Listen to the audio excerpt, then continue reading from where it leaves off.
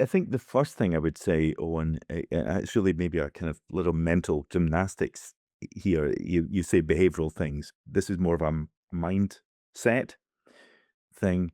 To see sleep as a cause, not a consequence, I think is the first thing I would say. I think we spend a lot of our time thinking that I'm not sleeping well because, uh, you know, someone goes along to the doctor with chronic pain and not sleeping. Oh, you can't sleep because you get chronic pain.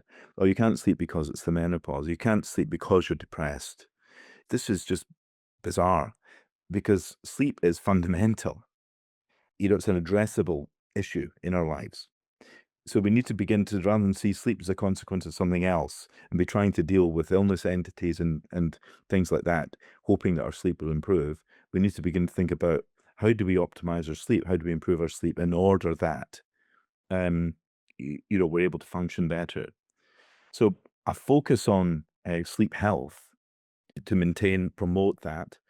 Um, it's fascinating actually that in secondary schools, for example, there's lots of teaching on most health topics, but there's very little on sleep. Because I want to think about that. I understand about exercise and diet and all the rest, but sleep, that's you know. So we need to be a positive focus on sleep as a provider. Would be my first piece of advice. And secondly, to see that as an optimistic position from a population health point of view. And why do I say that?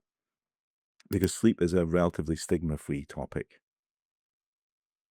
If we were to improve the health of the nation by saying, yeah, I think maybe you should lose a wee bit of weight, or think about your diet, or you should exercise a little bit more. There's a sense of kind of sort of prodding at people, poking at people, or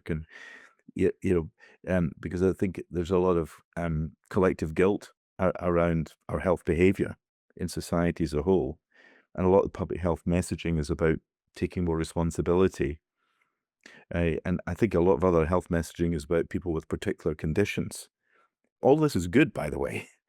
Um, but there's also all these people who don't have those conditions. Whereas everyone sleeps. Everyone needs sleep. Everyone must sleep. And everyone can sleep, and everyone can sleep better.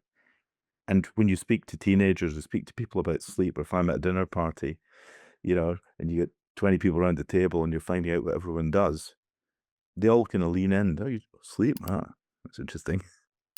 They don't go, oh, you work with addictions, or you work with, yeah. So it's not about, let me talk about your confidence, or let me talk about how you're feeling of, you know, um, let me talk about your diabetes, or let me talk about your weight management. A lot of people sort of lean out from that, whereas you can lean in on the subject of sleep.